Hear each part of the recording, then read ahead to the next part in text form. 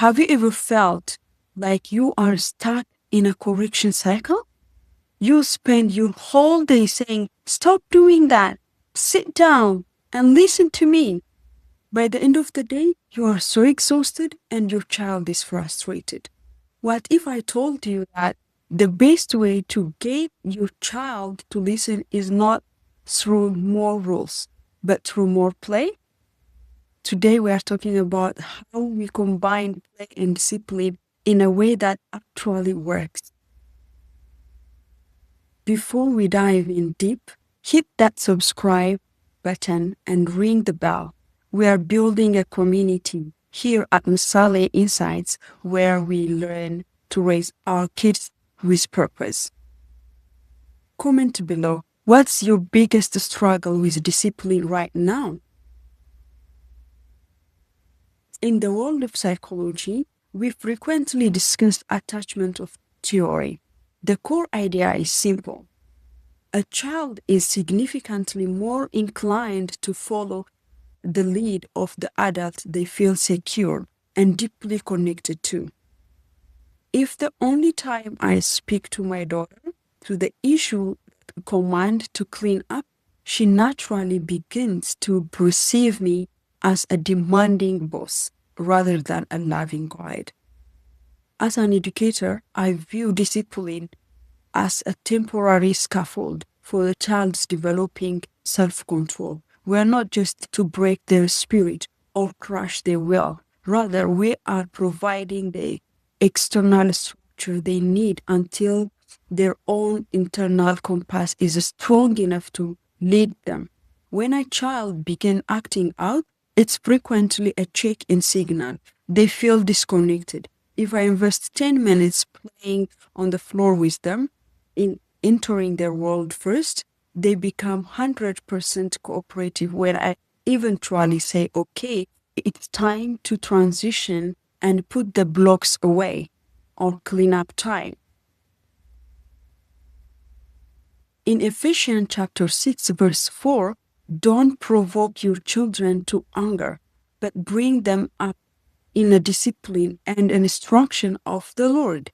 This serves as a vital boundary for us as a parent. If our approach is overly harsh, inconsistent, or devoid of joy, we provoke our children. We push them towards a breaking point until they're either exploding in anger or shut down emotionally. The word in instruction is original Greek is paideia. This is not just a lecture. It refers to holistic upbringing of a child, their physical, mental, and spiritual training.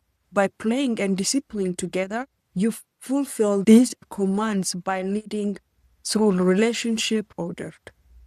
In Proverbs chapter 22, verse 6, I always mention this verse. It says, train up a child in a way he should go. The Hebrew word for train in this context is fascinating. It was often used to describe midwife rubbing a plate of a newborn to stimulate and thirsty for milk. It's about priming or hooking a child's natural interests. Your mission is not to force them into a rigid, uncomfortable mold, but to flavor their life in a way that makes them hungry to follow God's path. Is the flavor that makes the medicine of discipline that tastes good. In Hebrew chapter 12, verse 11, says, no discipline seems pleasant at the time, but painful later on. However, it produces a harvest of righteousness and peace. This verse is so honest. It's acknowledged that the process of discipline is difficult and often uncomfortable for both parents and children. It's okay if your child momentarily unhappy about boundary you have set. However, look at the required result. Peace. If your method of discipline doesn't eventually lead to more peaceful, restored relationship, you might be practicing punishment instead of training. the heart of the matter. Remember how God chose to discipline us. He does not shout from the heaven. He walked with us in the garden. He sent Jesus to live among us and eventually in us. Punishment looks backward. It's about making a child pay for a past mistake. Discipline looks forward. It's about training them for a better future. In our home, I strive to create yes environment. I try to say yes to their curiosity and play so often that when I have to say no to danger or disrespect, my voice carries the weight of authority. If you are always at no to fun, your child will eventually stop hearing your no to everything else.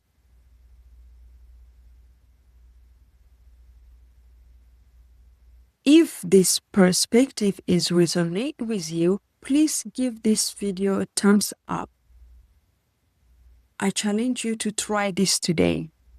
Before you ask your child to start a chores, finish homework, or begin the bedtime routine, give them 10 minutes of your absolute undivided attention in play. Put the phone away in another room if it's okay.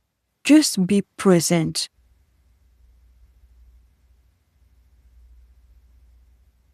You will be amazed how much softer their heart becomes when the discipline part of the evening begins.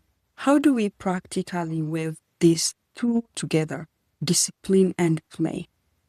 Here are 3 strategies that I used daily. Playful redirection.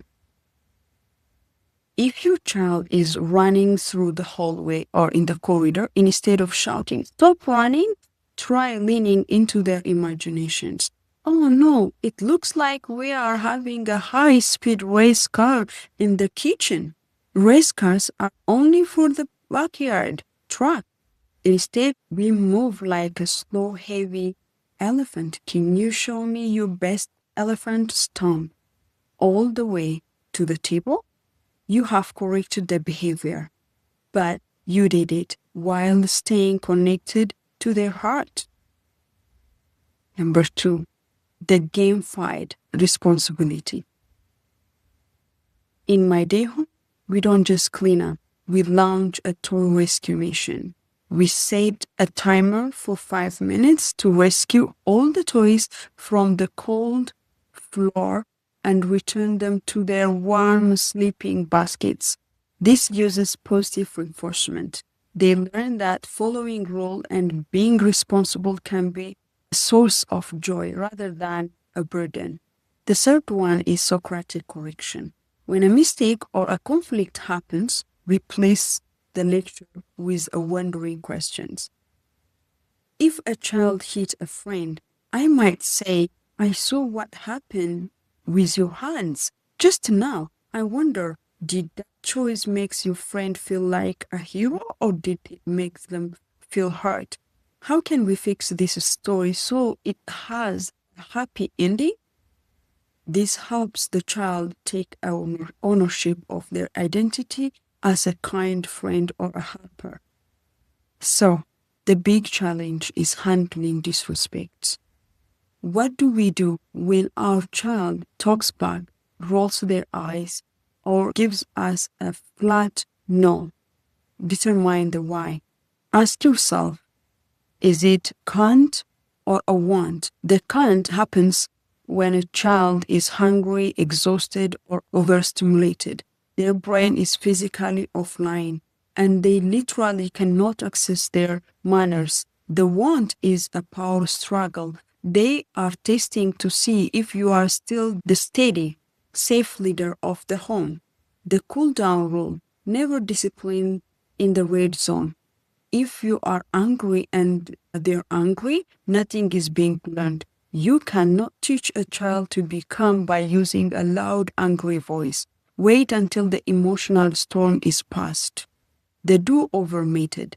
This is my favorite tool. Instead of just punishing the attitude, say, "I can hear you that you are frustrated, but that is not the voice we use with each other.